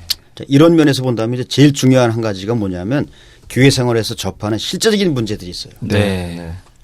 첫 번째가 뭐냐면 의사소통이 안 돼요. 의사소통. 윗세대와 아랫세대가 통하지 않아. 특별히 한국 문화가 이래요. 소통이 안 돼. 네. 부모와 자녀가 소통이 되는 사람이 없어요. 왜 그러냐. 부모가 높은 자리에 앉아 있어. 자녀는 저 밑에 있는 거야. 그 애들하고 소위 통하지 않아. 그 의사소통이 안 되는데 무슨 다음번 얘기가 전진이 되겠어요. 네. 안 되죠. 뭐 한 가지를 얘기하면 엄마 아빠가 통하지 않는다고 생각하는데 성경 갖고 얘기하면 애들이 바뀌었어요. 우리의 사역은 사람의 마음에 그리스도를 뭘로 그 영이신 먹으로 그리스도를 편지로 쓰는 걸 했잖아요. 아멘. 마음판에 쓰는 걸 했잖아요. 네. 마음이 부모님을 향해 열려있지 않은데 무슨 사역을 하냐고. 무슨 편지 쓰냐고 거기다가. 거기다가 강압적으로 끌어다가 앉아 들어 이렇게 한다고 되겠어요 이게. 네네. 제일 지금 우리 한국 사회에서 어려움이 되는 게 뭐냐면 의사소통 문제예요. 의사소통. 네. 그러니까 이 젊은 사람들이 나이 든 사람이 등장하면 다 도망을 가버려. 왜? 안 통하니까.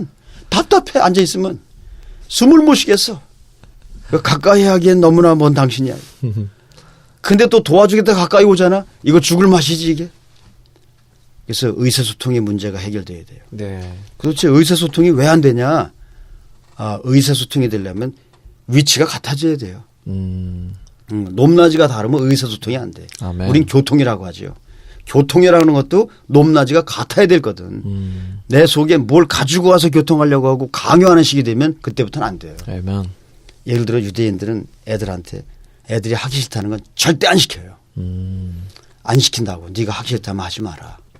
이거는 이래서 필요하고 저래서 필요한 건데 네가 하기 싫다면 하지 마라. 그 대신에 하고 싶은 마음이 든다면 최선을 다해서 해라. 그럼 지금 하고 싶은 것이 뭐냐. 결국은 대안을 제시해 줍니다. 네. 인격을 존중해줘요. 네. 의사를 존중해줘. 그리고 자기 속에서부터 자발적으로 뭘 할 수 있도록 동기부여를 해줘. 아멘. 우린 동기부여는 안 해줘요. 왜 공부를 해야 되냐? 이해를 못해. 이해시켜준 적이 없어. 왜 교회 생활을 해야 되냐? 이해시켜주는 적이 없어. 무조건 명령이야. 교회 가. 안 가면 용돈 없어. 용돈이 없던지 욕을 먹던지 얻어맞던지 심한 사람은 또 얻어 두들겨 패기까지 하더라고 또. 이게 이제 한국 문화란 말이에요. 네. 그러니 애들이 거기서 어떻게 그리스도를 분배받겠어요. 아멘. 그럼 강요하잖아요. 학교 가, 학원 가. 학원을 왜 이렇게만, 학원을 내가 왜 5개씩 다녀야 돼? 이해를 못 해. 그럼 무조건 가니까 가는 거야. 맞아요. 의사소통은 없는 가운데 상명하복이란 말이에요. 명령하는 거 따라가는 것밖에 없어요. 그러니까 한국 사람들, 청년들, 청소년들, 청년 대학생들 한국은 뭐가 문제냐면 수동적이 되다. 네. 수동적인 게 굉장히 의사소통이 되지 않는 가운데 내 인격은 무시당한 채 사람들로부터 강요당한 삶을 살다 보니까 시키지 않으면 안 하는 거예요. 네.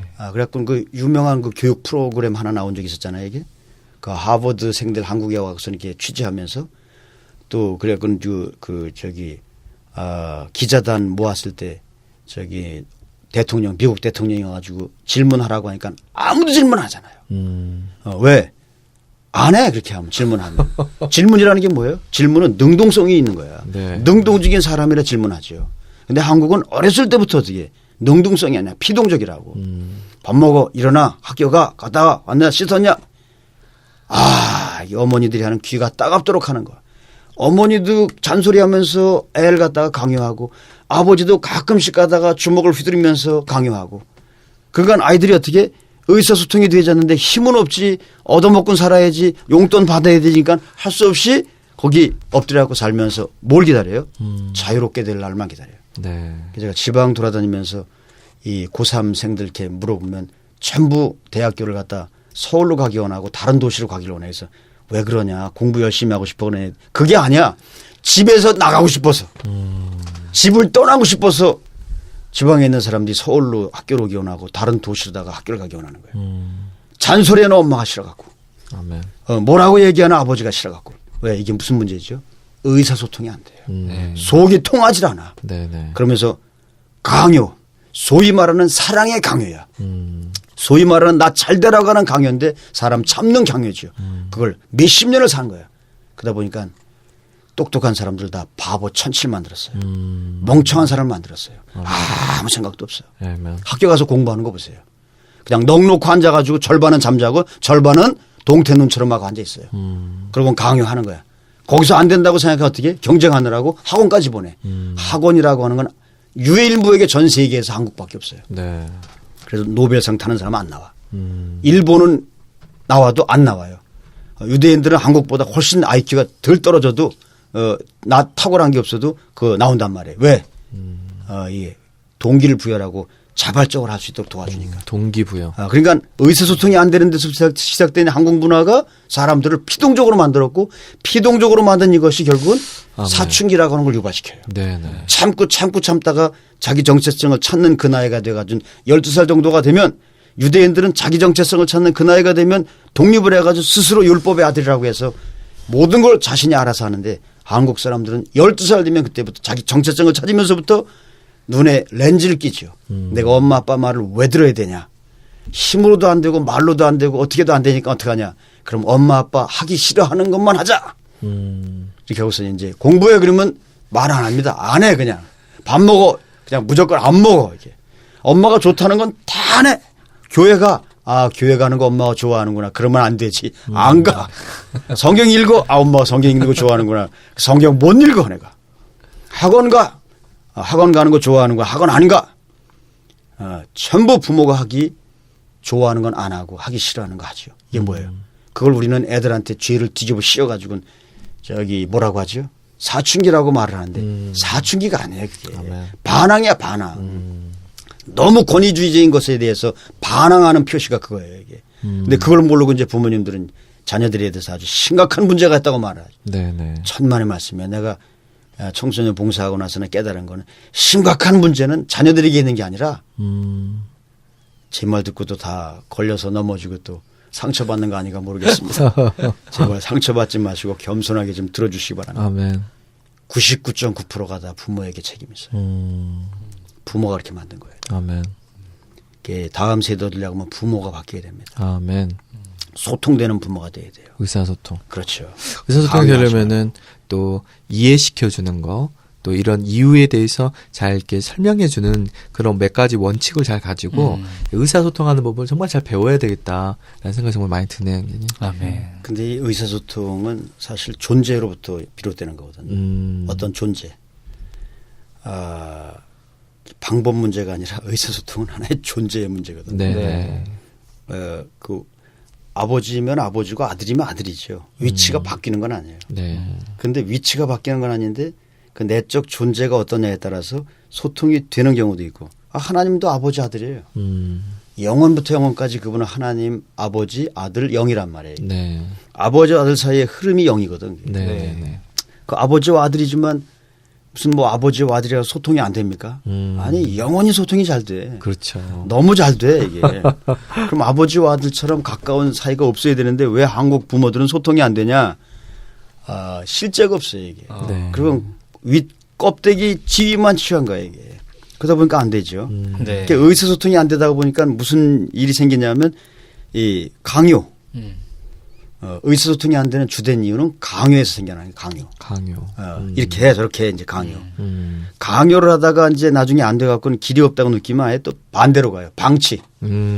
너 내가 버리겠다 이렇게. 강요 아니면 방치야. 이게 대부분 부모님들의 자녀들에 대한 태도예요. 맞아요. 그러니까 강요하다가 안 되면 방치를 해버리니까는 이래도 저래도 아닌 거예요 이게 다. 근데 애초부터 하나님이 준 이 한 사람은 인격체란 말이에요. 아멘. 물건 짝이 아니란 말이에요. 아니 컵이라든지 이런 물건 갖다면요 무슨 문제가 있어요.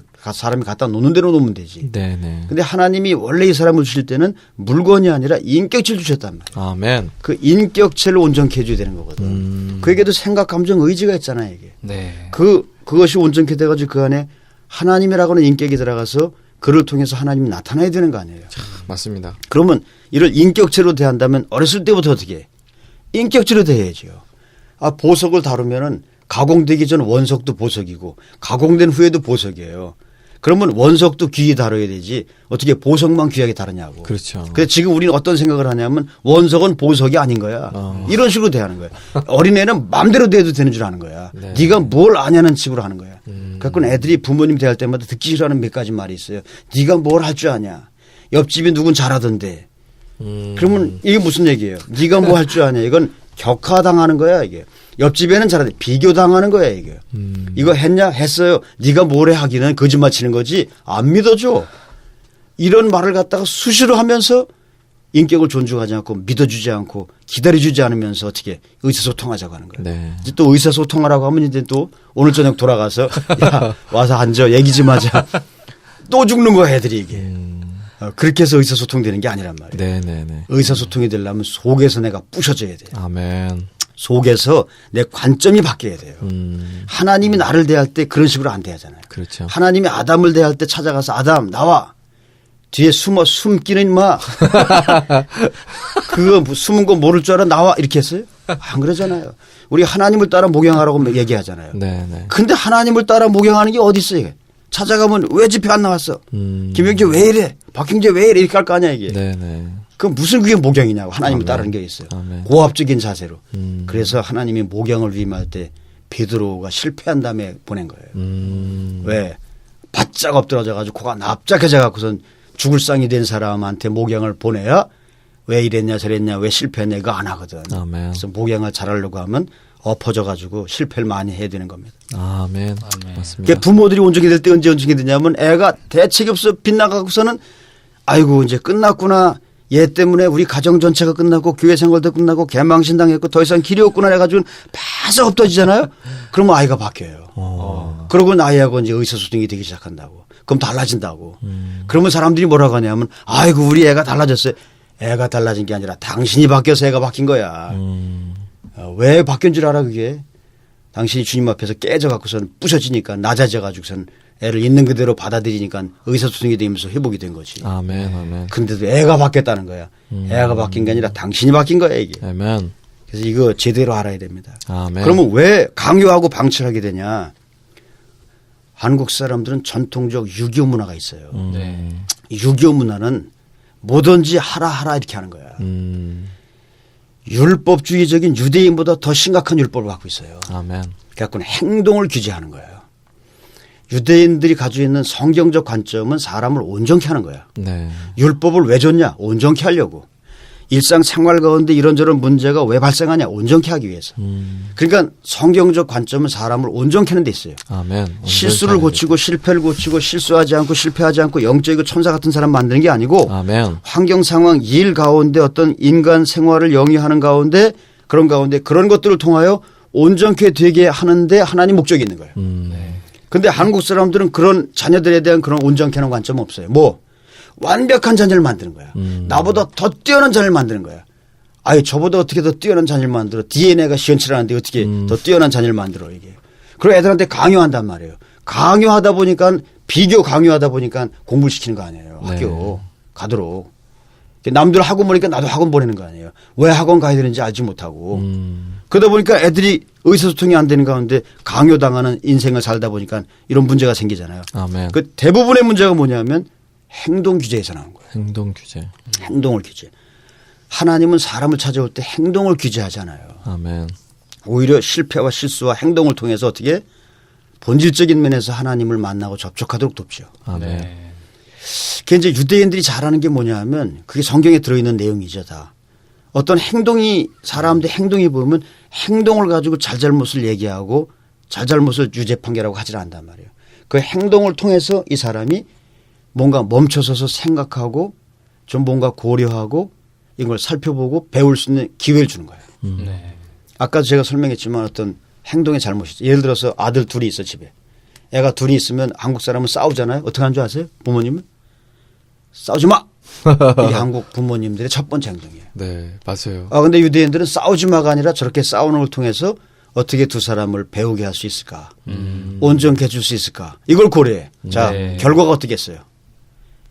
이건 180도 정도가 아니야 이게. 하늘과 땅처럼 차이가 나요. 한국 부모는 싸우지 마. 그러다가 두 번째 어떻게 하는지 알아요? 큰 놈이 양보해야지. 저랑 똑같네요. 큰 놈이 양보해야지.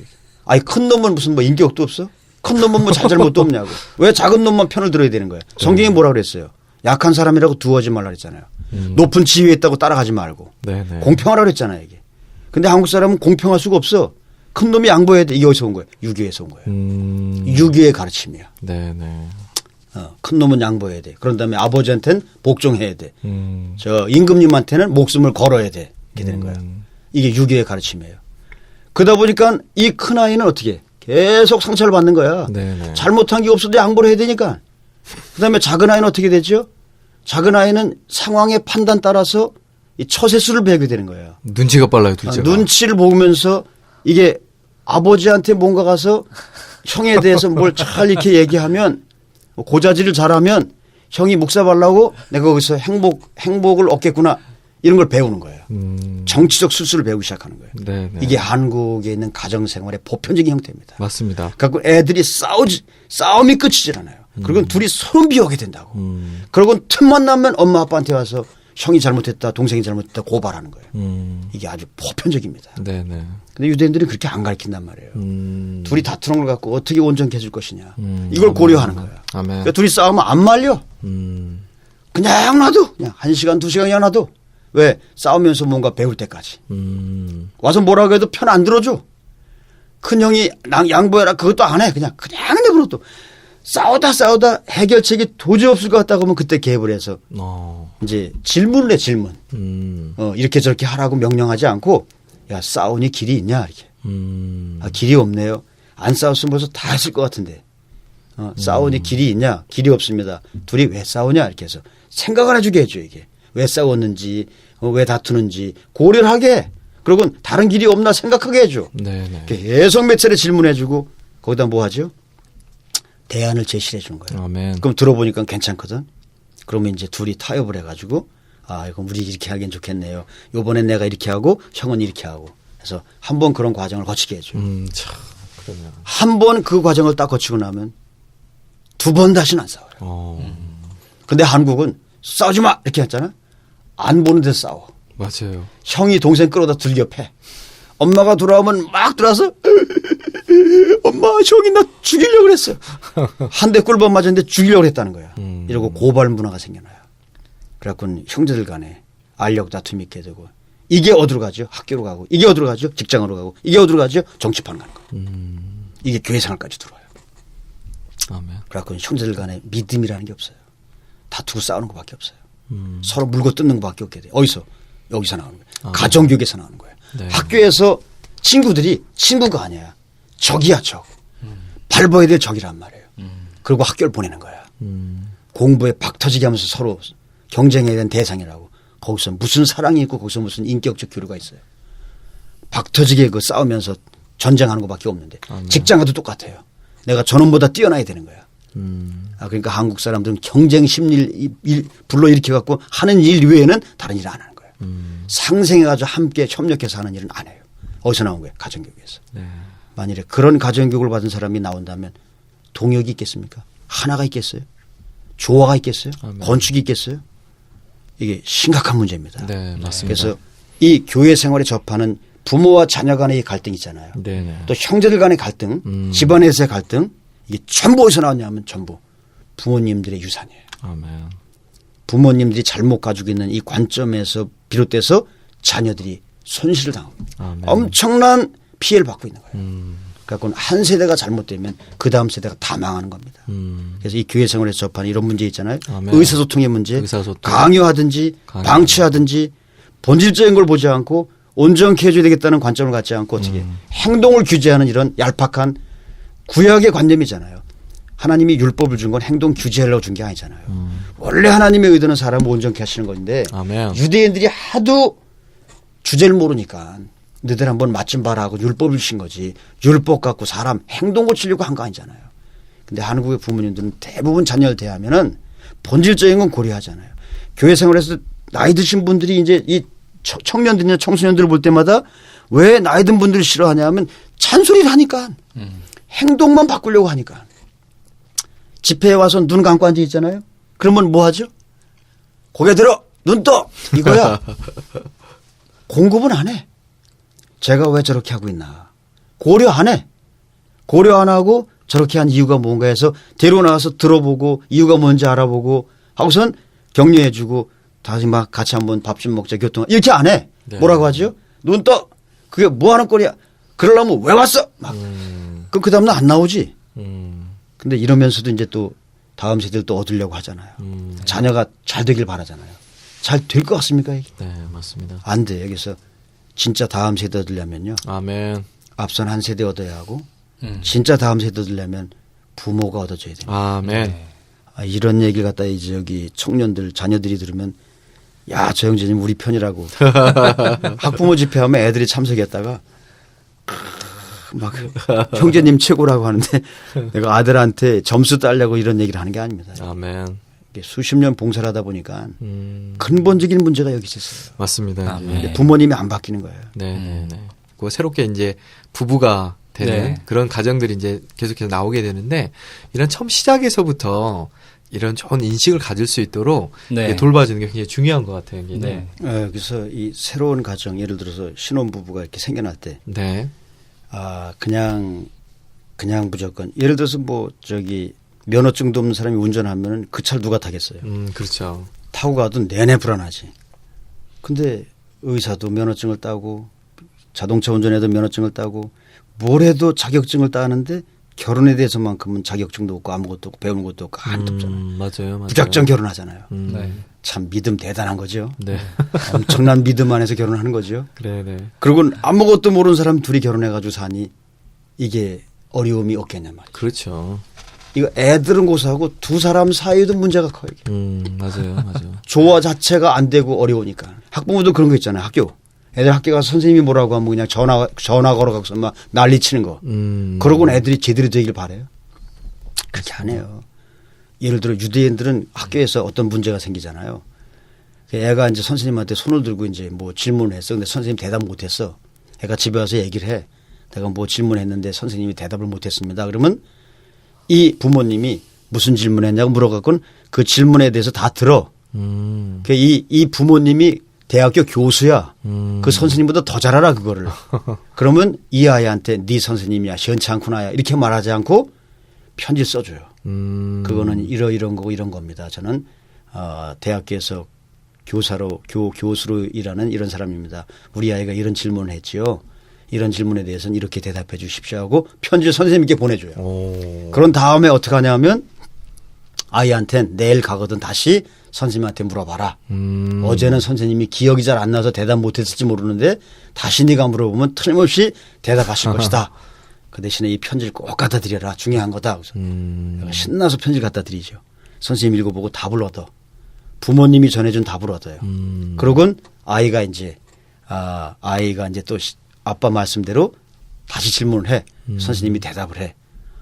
그러면 야, 아빠의 예언도 놀랍고 다시 답해주는 선생님도 존경스럽고 이 아이는 집에 가도 존경할 아빠가 있고 학교에도 존경할 만한 선생님이 있고 어디 가나 기분이 좋은 거야. 이게. 아멘. 이게 사람이 되는 거예요. 네, 네. 범죄율이 가장 낮은 집단이 유대인들이에요. 네. 거기서 나오는 거예요. 그런 데서. 인성교육에서 나오는 거예요. 네, 네. 인성교육을 훈련해가지고 시키는 게 아니고 생활상에 시키는 거예요. 거기다가 학교에서 애들도 시키면 그 유대인들 어떻게 하죠? 학부모 불러갖고 덧셈 뺄셈 하면은 내일은 시장 데려가서 사과 사시기 바랍니다. 사과 살 때 애 데려가서 덧셈 뺄셈 가리키면서 사십시오. 자, 오늘은 우리 식구가 5명인데 사과를 사자. 몇 개 사야 되겠냐? 한 사람이 하나씩 먹으면 5개입니다. 네가 담아라. 하나, 둘, 셋, 넷. 그래서 미리 부모님하고 사과 사면서 개수에 대한 개념을 가져. 학교 가면 선생님이 가르쳐. 이게 5개, 하나 더하기 하나 더하기 하나, 5, 오늘 얼마냐고. 이렇게 해서 부모님들하고 소통을 하면서 애를 키운단 말이에요. 네. 그게 애들이 학교 가도 선생님이 좋고 집에 와도 부모님이 좋고 다 좋은 거야. 이러니까 온전케 되잖아요. 이게 이제 하나의 예들이죠. 예. 아멘.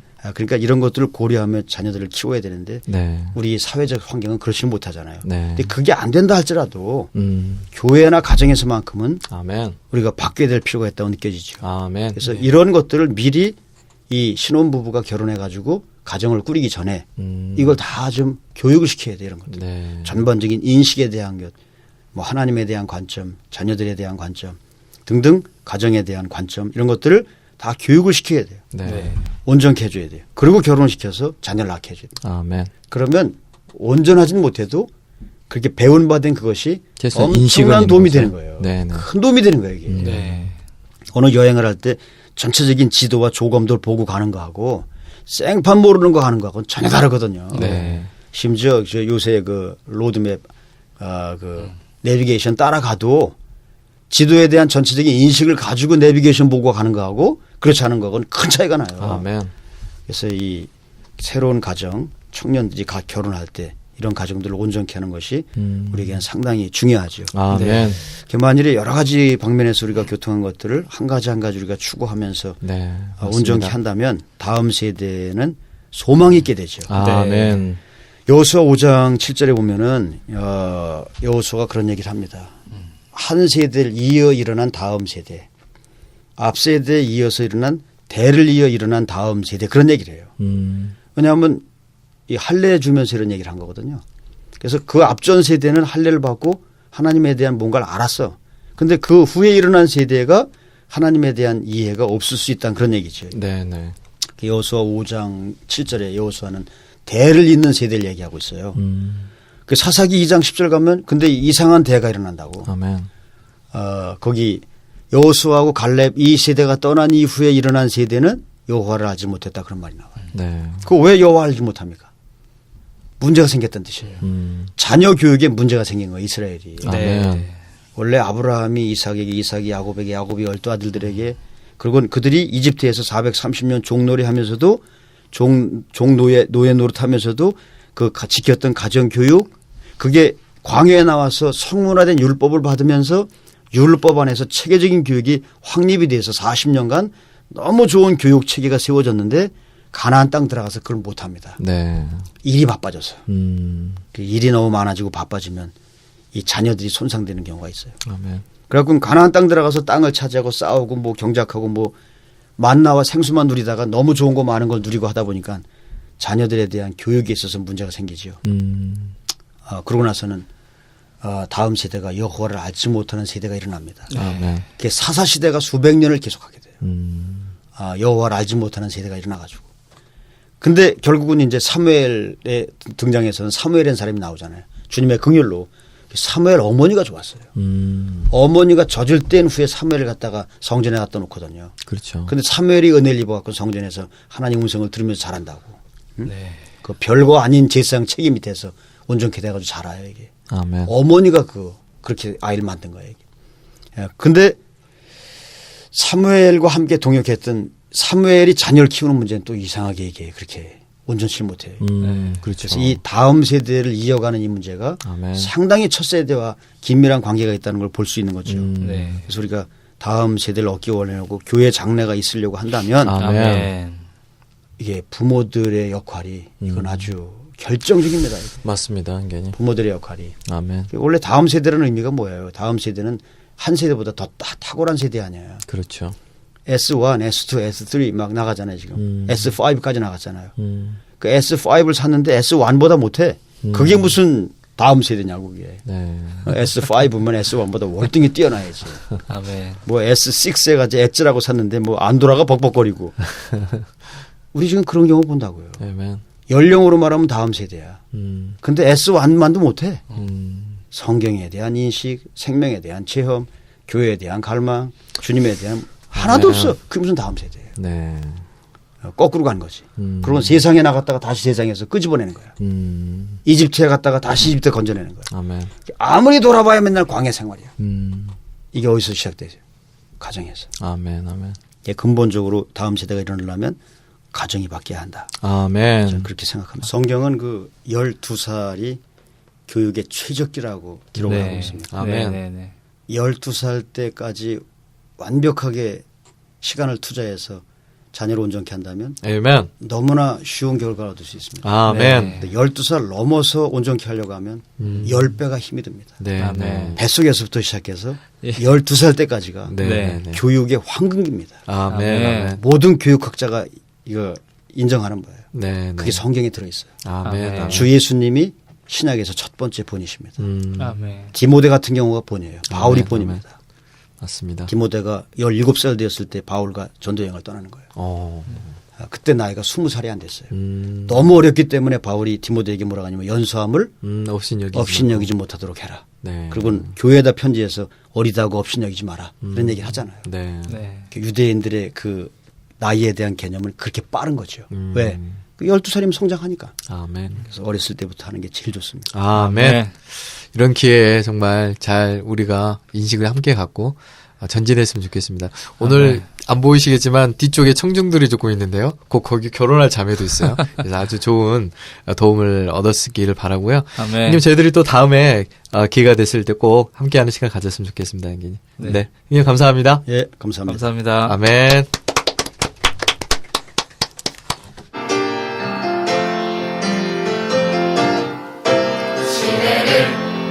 전환하는 하나님의 움직임은 교회를 건축하고 왕국 시대